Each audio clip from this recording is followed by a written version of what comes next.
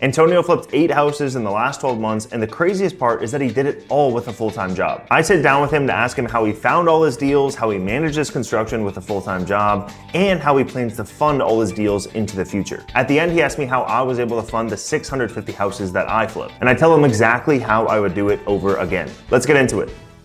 Hey everybody, welcome back to the podcast. Today I'm here with Antonio. Antonio, thanks for joining me today. Thanks for having me. Of course. So I want to start off from the very, very beginning. Like you live in Miami, I live in Miami. I want to go back to like why you started to invest in real estate and tell me kind of about that story and your first real estate investment. What did that look like and when was that? Sure. First, thanks for having me. And I think it was back in 2020. Actually, I was following you already through social media. And I was trying to start a deal here in Miami. Actually, I partnered with a friend and we were looking to purchase foreclosures. So it didn't work. So yeah, that's like the exact moment when I started like looking out of state. So I got your book, your free book. Oh, wow. Yeah. And it was like a manuscript, but it was like too easy to be true. So I was like, okay. I found a course here. I don't want to mention the guy, but it was in Fort Lauderdale. 3 days. You have to like go into a hotel and everything, and they pitch like 20 different strategies. And at the end of the course on Sunday, you have to like, if you want to like really sign in, you have to like bring $25,000 to just start. Yeah. But I mean, it's just like script. They don't like get the feet wet with you. Yeah. So after that, I thought that was the time you were starting doing the joint ventures. So I tried to get like 2-3 deals, and it was first come first serve. Yeah. So it was not possible, and I think after that, like the month after that, you started with the mentorship. Mm-hmm. I mean I don't know if you have it right now. You have it? Or let's No, I stopped doing that. Okay. I stopped doing that. So, but it was the first mentorship. It was just like a weekly call. It was not. Yeah. It was not like all the systems that you have in place. Actually, I don't know if you remember, we had Starbucks at Midtown when you just got here. Yeah, I remember that. So you showed me like what you were doing with the mentorship. You had 3 plans back in the days. Yeah. And that's when I like wanted to start. But wait, I forgot one phase. Before I did this, since I couldn't grab a joint venture with you, I went and just bought a property in Detroit. Huge mistake. That's right, because I remember talking about that. Yeah, huge mistake. So I went to Detroit, actually, for the entire project. I flew there like 10 times. And I was like, I went, I just signed everything, got the property.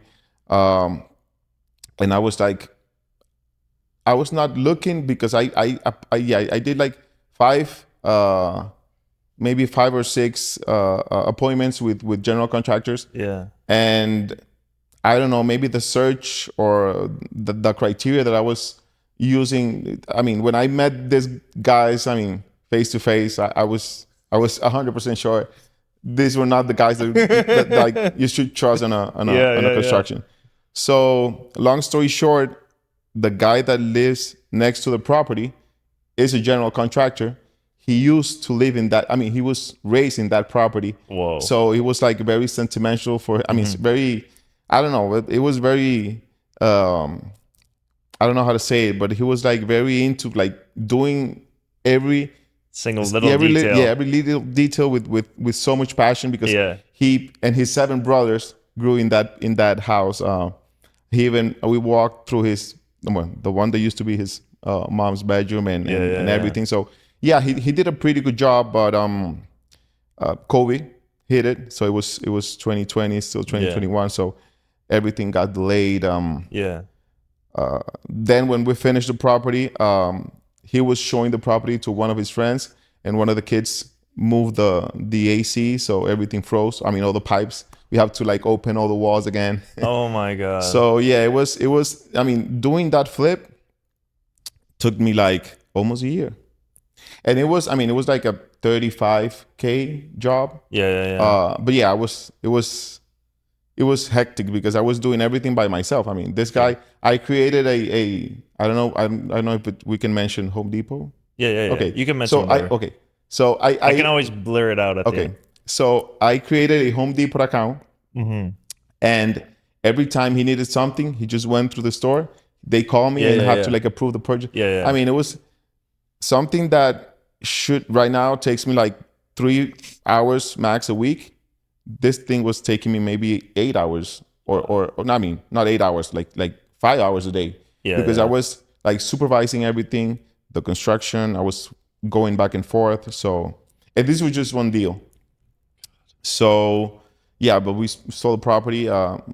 It came out good, not as good as we wanted to. But we had profit. We had profit. But I look at it like this one was, I mean, the one that got my feet wet.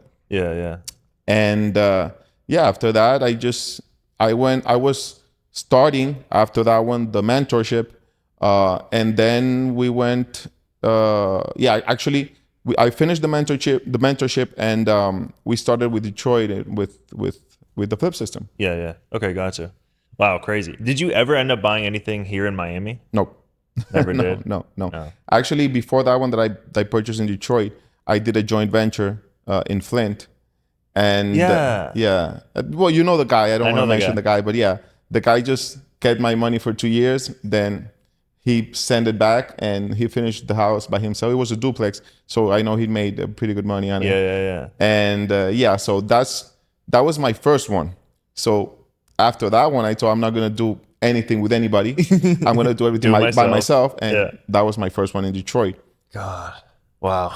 And okay, so you had the mentorship with me back in the day when it was kind of like more one-on-one. It was like the weekly coaching calls.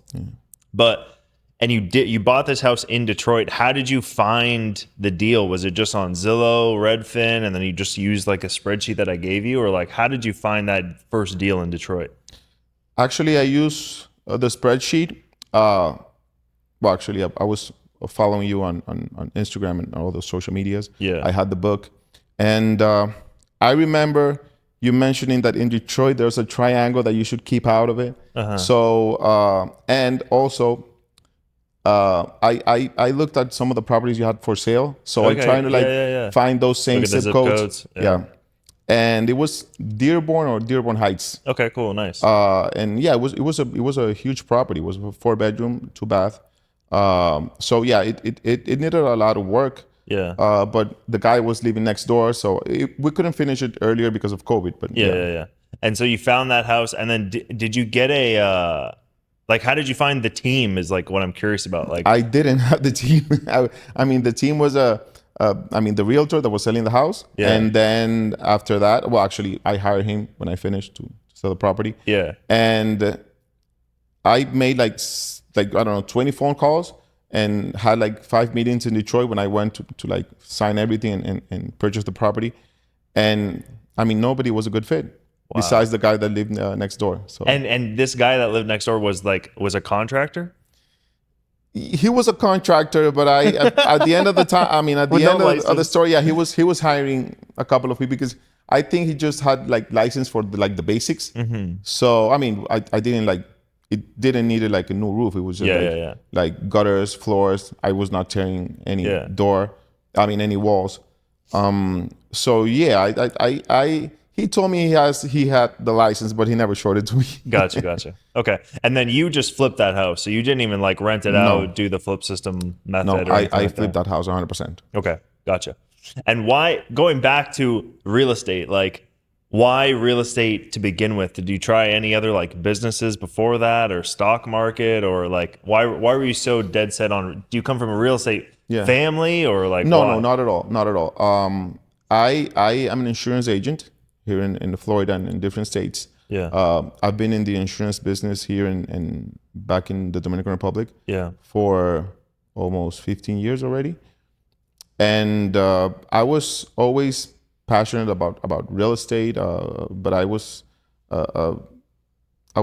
like not able to start it with partners or with friends because nobody was like, "Oh, you're crazy. That's too much work.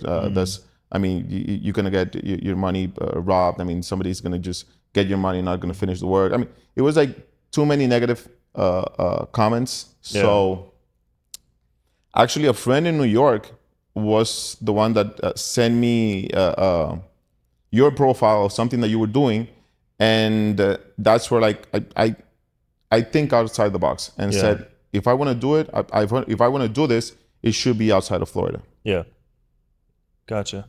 And then, but everybody that you were surrounded with was still like, you're insane for doing that. Why? Because same thing for me, like same thing for us too, like my family as well. We were in California.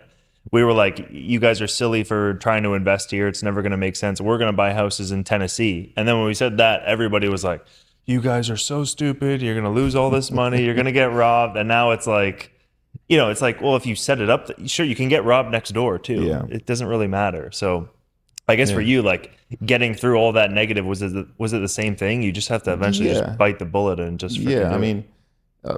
Even now, I mean, every time I say, "Oh, I'm buying a property in Detroit," oh, when you're flying, I mean, I'm not going there. I mean, why do you think that every time that I have to purchase a property, I have to like actually get on a plane and see the property? I mean, the team is in place, and I mean, those guys are gonna see way more things than what I'm gonna do with my phone, like filming or looking with my own eyes. So I mean, it's not the same as when I started, because I mean, thanks to you, I've had success. I mean, all the properties. I mean, I can. All my properties that I flipped, they all have. I've been in good standing and with profits. Thank God.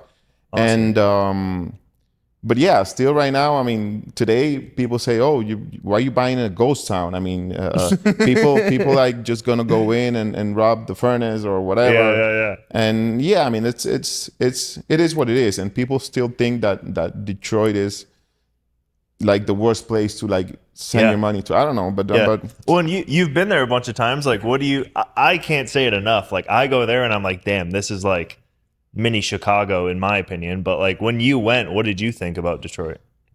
I loved it. I mean, I think it's like, well, it's not like Cleveland 5 years ago, because right now looking a deal in Cleveland is not that easy. Yeah. But Detroit, it's coming back up, and I mean, the downtown is beautiful. So it's huge. Nice. You have all the stadiums together. Yep.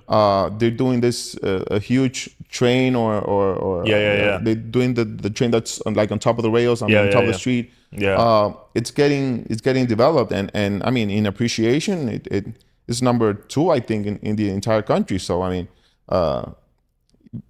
And I mean, money-wise makes sense, but Detroit is, of course, like in every part of the world, there's zip codes, there's areas that you should not go into, you should not invest in. But if you like use all the tools and put, or I mean, cross all the T's and put all the dots on top of the I's, you're gonna get your money back. Yeah, for sure. Love that.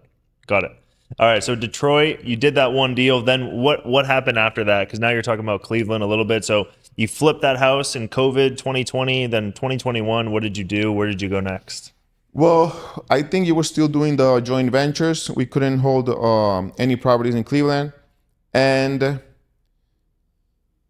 well, actually, when I finished the first 6 months of the mentorship, is when I switched to the flip system. Okay, gotcha. And that's when you gave actually the team. We had the team in place. Yeah. So I remember my first choice was Cleveland, but it was not easy to get deals in Cleveland. I mean, it was good in maybe 2018 or 5-6 years ago. So that's why I choose. I mean, I had the first one in Detroit. It was not the best experience, but I say, I mean, what the hell, why not? Yeah. So that's when you introduced me to the team, and we started doing the properties in Detroit. Gotcha. All right, and that was in 2021? That was in 2021, yeah. I think it was November 2021. Oh, wow. Okay. So November 2021. So we connected you to a new team there, and then how many deals have you done since then in Detroit? No, wait. Let's cut it. It was 2022. November 2022. Or maybe you're doing the mentorship for 2021, like Yeah, I throughout was doing the 2021? mentorship 2021. And no, wait, this year I had one full year in the flip system. So Yeah. yeah. So I started Detroit after the first deal that I did by myself Yeah. with the flip system. Okay. I'm okay. My second property that Was I flip did in system. Detroit was with the flip system, Okay. Gotcha. Okay. and that was 2023. Okay. Yeah, I think I paused because I was doing everything by myself, and I Yeah. had new projects, new things going on in the insurance part of the business. Yeah. So Nice. I think I mentioned that to you as well. I froze it a little bit, and I retook it after I finished the first mentorship. It was the 6 months, the Yeah. Tuesday or Wednesday calls, and when I started the flip system is when I just started doing flips. It was 2023. Okay. 2023. And then how many deals have you done since 2023? We're closing number 9. 9? Yeah, we're closing number 8 next week. Number 8. Oh my God. It should be. It was supposed to be tomorrow, but seller just wanted an extra week. So Holy shit. yeah. And you say we, so do you have a partner? Or are you doing it yourself? I'm doing it by myself and with a partner. Oh, okay. Yeah, I have a partner, and also, right now I'm trying to start relationship with private lenders Nice. and hard money, because the goal is to scale it. So yes, that's the Amazing. mix. Yeah. Okay. So 9 or 8 deals, close down number 8. Are they all fix and flips? Are they all in Detroit? Have you done, because you mentioned Cleveland a little bit too. Did you try doing Cleveland? Like, tell me about these 8 houses, all fix and flips. Are you holding anything?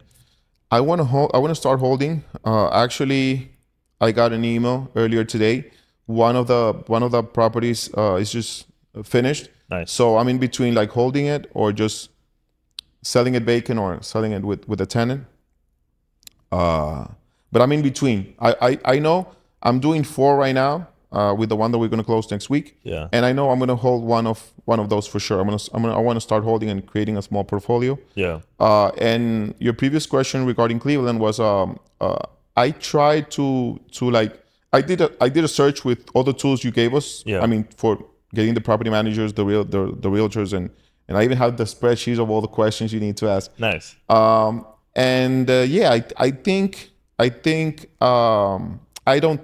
know I made very good contacts, but as I mentioned, I think right now for you to get like a good deal in Cleveland, you need way much time than what you can get in Detroit. Correct. And since I want to scale the business, and I also, maybe in the future I would just stay in the real estate, but for now I'm also in the insurance a part of my business. Yeah. And Detroit makes it way much easier. Yeah, way easier. Yeah, Detroit's probably one of the, Detroit and St. Louis have been the best places that have a ton of inventory. Cleveland's hardly had any inventory, and it's been like that for like the last year and a half. Like, it's been really tough in Cleveland. So the 8 deals you've done, have you flipped all of them so far? Yes. Okay. Actually, there's 2 under construction. 1 just got finished, and we're closing 1 next week. Gotcha. Awesome. And does that 8 include the one you did before flip system? Yes. Okay. Yes. Gotcha. Okay. Sweet. Yes. Awesome, man. So 7 with flip system and 1 by myself. Okay. Cool. Did you ever go through like the flip system process to actually rent out the house and sell it as a turnkey rental, or did you just do retail fix and flip for all of them? For all of them, retail fix and flip. But I think I'm gonna for this one that just got finished, I think I'm gonna put a tenant in place and try that. Sell it in your page and see how it goes. Yeah. Okay. Interesting. So you've done those 8 deals. Oh, you have a couple under construction. Yeah. How have you funded all this stuff? So has it been your own personal money? You said you mentioned a partner. Was it just like a family friend that put some money together with you, or how have you been able to scale up so fast in 12 months? Well, actually, I've done it with my own money, and I've done pretty good deals also with a friend from back in the days. Yeah. And right now, the goal is to scale the business. So that's why I'm starting to look into private money. Mm-hmm. I prefer joint venture. I prefer friends and family. Uh, but I mean, if you really want to scale the business, I mean, I think this is that's the option. But for now, it's been all, I mean, 100% my money and friends and family. Gotcha. Okay. And then with the friends and family, you just been, hey, you fund this deal and we'll split the profits, something like that. Actually, at first, since everybody was like a little bit I mean, nervous or afraid of doing business in Detroit, my first two was 50-50. Nice. I mean, I put half of the money, but I split half of the shit. yeah. Okay. Because I mean, I just wanted to get the ball rolling. Yeah. So I also met a very good friend in bigger pockets. He's an investor, but he's doing syndicates in Texas, Okay. Tampa, and yeah, he also lends me like private money. Yeah. But since he's doing like too much thing right now, I think he's focusing on he's closing like the lending part of his business and just Yeah. focusing on the syndication. Yeah. But I think my next step as well is like, do some networking here in Florida and find an investor that can Okay. fund me with of course with a percentage of return, or maybe just getting participation on the profits. Gotcha. What's the end goal? Is it to build up a real estate business to eventually leave the full-time job or leave the insurance business, or what are your thoughts?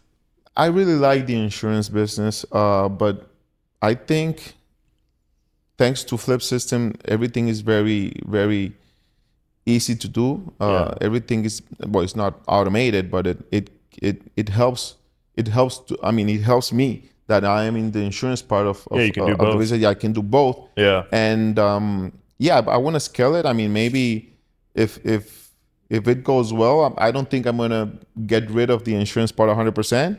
We just do 50-50. Yeah. But yeah, let's see how it goes. I mean, Okay. I think right now and in this properties, I mean, what we're looking at, it's a very good return. Yeah. So I mean, if I feel very comfortable right now to do, I don't know, 5, 6, 10 flips at a time. I'm doing 4. I mean, well, actually, I'm not doing 4 because there's one we're closing next week, but Yeah. one just got finished. But in the process of selling it, I mean, I'm holding 4 properties Yeah. at a time. I Yeah. mean, I've never With a full-time job. with a full-time job. Yeah. So I never imagined, I mean, doing more than one before the flip system, and yeah, I mean, it's doable. It's 100% manageable. It doesn't take that much time, and you just have to trust the system. But see how crazy that, because remember your first deal, you flew like 10 fucking times. Yeah. And then now, but what do you think changed? Was it just that the team on the ground is so much better, or do you think it was more just like a mindset thing of like, you just got to freaking trust? Or was it because I had done deals with those guys before, then you trusted them and they're like, well, if Antoine doesn't visit, I don't like, what do you think changed? Because you went from 10 flights per house to now like 4. And you're probably spending whatever 10 hours a week, something like that on the business. Maybe, yeah, with the flip system, less than 10 hours Wow. a week. Way much. I mean, way less. I don't think it's gonna be, well, maybe in the future, maybe 8, but right now, I mean, everything's in place. And your first question, yes, the mindset, or fear, maybe fear, but you're buying a house, you want to like see it, touch it. Okay. But I learned from you that you have to take out the sentiment part of Emotions. or the emotions outside, because I mean, the first one I started like picking up the tiles and picking up the doorknobs, and I was like, man, this is not for me. I mean, this is a business. Yeah. And every time I mean, for me, I mean, I flew almost 10 times to Detroit. I was like doing a house to live in, and that was not the end goal. So besides that, I remember when you said that, I mean, a property manager and an inspector is gonna know and do and see and tell you way much than you going and filming it and sending it to your uncle. What do you think about this house? I mean, so yeah, the mindset, I think, and the trust of the team, because also, I mean, all the realtors, property managers, they're vetted. Yeah. So you already are doing the due diligence for us. Besides, I felt comfortable with the ones that I contacted back in Cleveland, Yeah. using your method, your spreadsheet, and everything. But of course, having this team coming from you, who have flipped more than 650 properties already, made way much sense and more confidence. Yeah. Okay. Gotcha. Yeah. It's crazy. Yeah. And props to you for like following the process. I mean, that's one of the biggest things. The biggest issues is that people just get stuck in their old ways, and they're like, okay, yeah, I'll trust the team, but I'm still gonna send me the video and send it to my uncle, and then I'll go on like a coaching call or talk to a flip system client, and I'm like, I have never asked for a video of any property I've ever bought. And then their minds explode. Exactly. And it's like, this guy walks houses he's a full-time inspector. He owns this business for 30 years in Detroit. Who's going to know more? Him, who's walked 7,000 houses? Exactly. Or me, who's walked 7? Exactly. You know? So props to you for like actually getting over that, because it's a fear for a lot of people. And you can see, like, even you, in 12 months, you've done 8 deals, you know. That's insane. And then you have 4 with a full-time job, and it's taking less than 8 hours per week. And now you're getting friends and family involved. Like, that's crazy. So for you, it sounds like the next bottleneck is really just like, well, the next level is kind of just scaling up more. You feel good about everything. It's really just going out there and raising private money then. Yeah. I think for me right now, the next step is get funds. I mean, get funding, and I feel comfortable with the team. I mean, they have done a great, exceptional work. It's very easy to communicate with the entire team. It's not like, oh, I can call the agent, but I cannot call the property manager because it's always outside of the country or in vacation or whatever. Yeah. So that makes it way much easier. They work really fast, which for me it's actually, it's what's making me more comfortable to do the hard money. Because since I was doing my own and friends and family, if a rehab takes more than 6 months, you know, it's not what you're aiming, but it's not going to be that hard if you like have to pay the interest every month. So that's also something that's making me very comfortable of doing more flips with private money. Yeah. I'm keeping it simple as well. I mean, same range of purchase price, same range of rehab. I'm not into, like, you know, these big home runs of $300,000 and $80,000 of rehab, you know, to see if you can sell it in, I don't know, 600. I mean, I'm not into that. Yeah. So I remember back in the days when you mentioned in Detroit, you have to, if it's a $30,000 rehab, it's 30 days. It's $1,000 a day. Yeah. And these guys, I mean, I think they're doing $2,000 a day. Damn. I mean, it's crazy. They're working really, really fast. They're doing a great job. Awesome. Actually, I was going over the pictures of the property that they just finished, and I mean, I can't complain. I mean, if the other 3 they come out the same, I mean, it's just gonna be money. Amazing, man. So tell me about the numbers a little bit. You said that most of the deals you're doing in Detroit are same purchase price, same repairs. So I've, like, 90% of the deals that I've done have always been the turnkey fix and flip. So buy it, renovate it, rent it out, and then sell it. But since yours is a little bit different, tell me about the numbers for, like, average purchase price, repair, and sale price for these houses. Average purchase price, it's around 65K. I haven't done anything above 65. I think there was one at 70, but it's 60, 65. Wow. And rehab, 35K, the average. Okay, nice. No more than 40. Actually, there was one furnace that got stolen, but back in the days, the first one. So that just raised the budget on $2,500.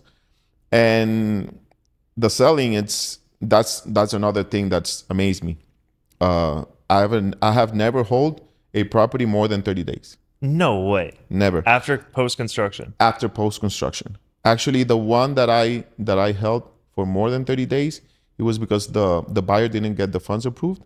Okay. and yeah, I put it back in the market in 2 weeks. It was gone. Holy shit. And that's another thing. I'm not after like getting 40K per property. Yeah, yeah. You know, if it makes sense, percentage wise, 12, 15, 20K, hopefully all bring 20K, but 12, 15, 18, that's the average for me in return. Of course, I'm not using hard money. Yeah. It's between 15 and 20.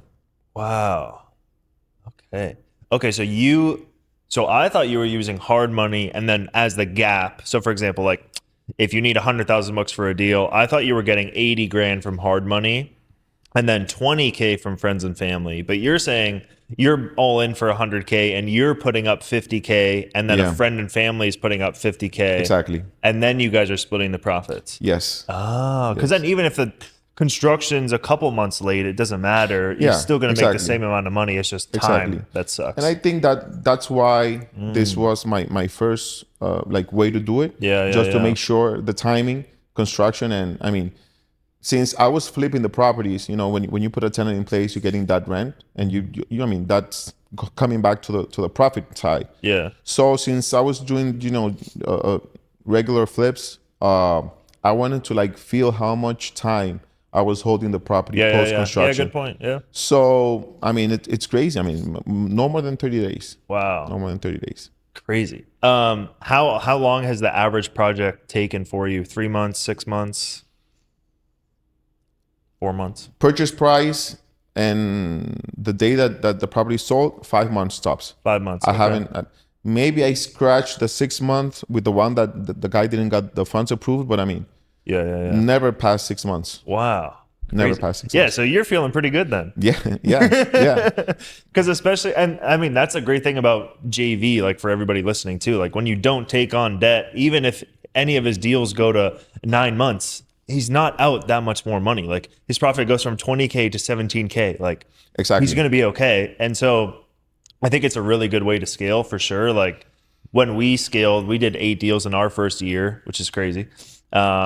And the next year we did 16, then 30, then 70, then 180. And so we scaled like that. And it was due to a lot of these JVs, like going, knocking doors, going to networking events. Hey, I flipped, especially now with you, like you've done 8 deals. You have, well, you know, you're going to finish a couple more, but you have some case studies of like, I bought this house, renovated it, sold it. Here's a case study. Here's before and after photos.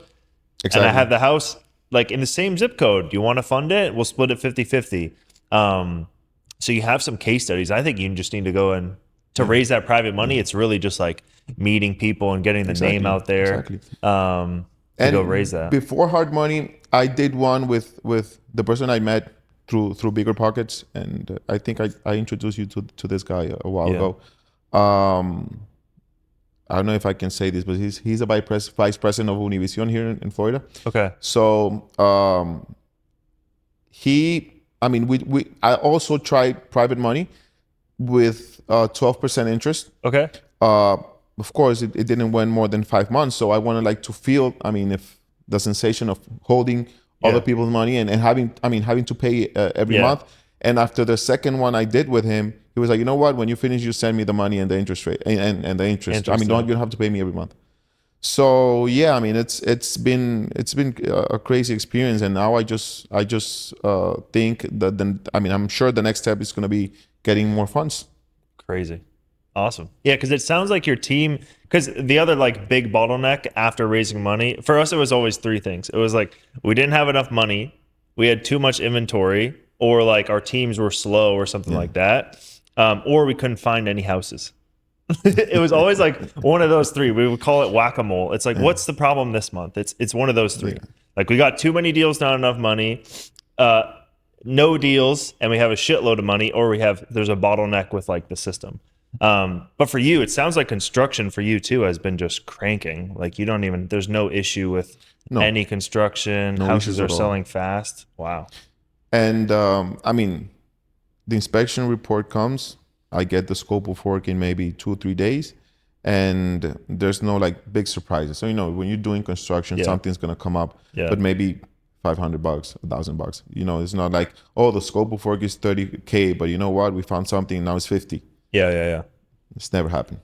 And that's the inspection report from the buyer, like the family buying the property, or your inspection report? No, my inspection. Your inspection. Yeah, my inspection. Have you had, so one of my biggest fears of doing the retail fix and flip is that the buyer's going to get the house under contract and then they're going to nitpick the shit out of everything. Have you ever had anybody get a house under contract, like a family, and then they're like, we don't like this, we don't like this?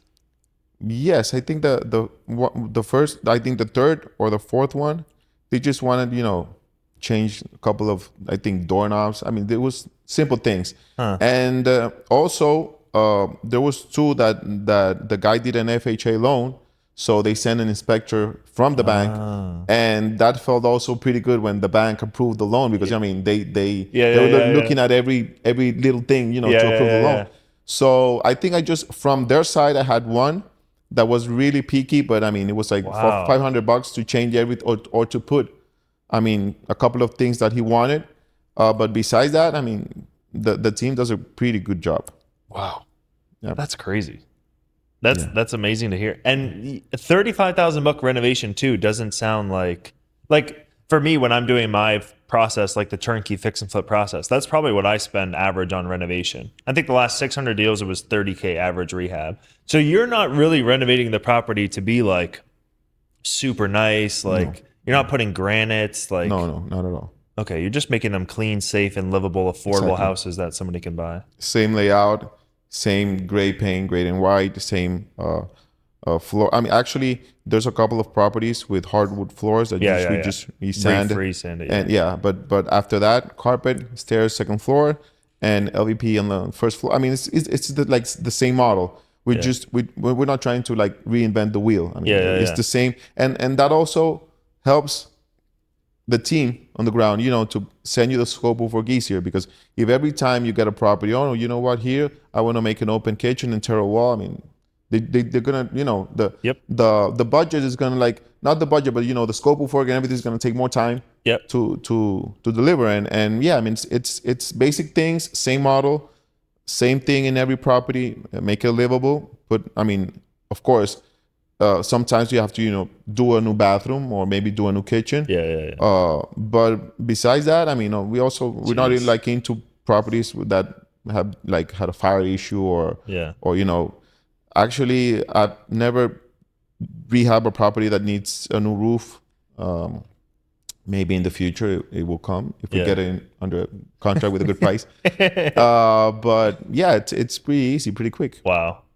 Crazy. Do you have any questions for me? Anything I can help you with? Yeah. Where can I get more funds? More funds. So what I did, so Bigger Pockets is a good spot. Go to Bigger Pockets, the networking tab, and then just network with a ton of people there. The more money that you make those people, like the friends and family members that you kind of have in, the more money that they typically like can tap into, or it kind of like spreads almost like word of mouth like that. I don't know how much you can post. I mean, you agreed to do this podcast, but I don't know how much you can be out in public about your real estate while having your insurance business. I don't know if you do marketing for your insurance business, but there could be something there where like, maybe not, again, I don't know like the rules around it, but like you have these people who like are insurance clients, or you start posting content about your real estate investing and like even just before and after photos, for God's sake, and you share it on your Facebook, and then they're like, Tony, from middle school, Tony, what the hell, you're doing that? It's like, I have some money, from the Dominican Republic or from Miami, and they're like, here's 30 grand, 40 grand. And it also doesn't have to be like them funding 50K. It could be like $20,000 and you get 4 people to do it. It's just going to be a little bit more of a bitch for you, but it's like $20,000. Cool. You put it all together. Great. I'll make 50% of the profits. You guys fund the deal, and I'll give you guys 50% of the profits in 3 to 9 months. And you just keep it like that. And it's like, even if the project goes late, you don't have to pay that monthly interest payment, and you slowly get it going like that. And I would try to, if you can, do any kind of like posting of literally just the before and after photos. People love that shit.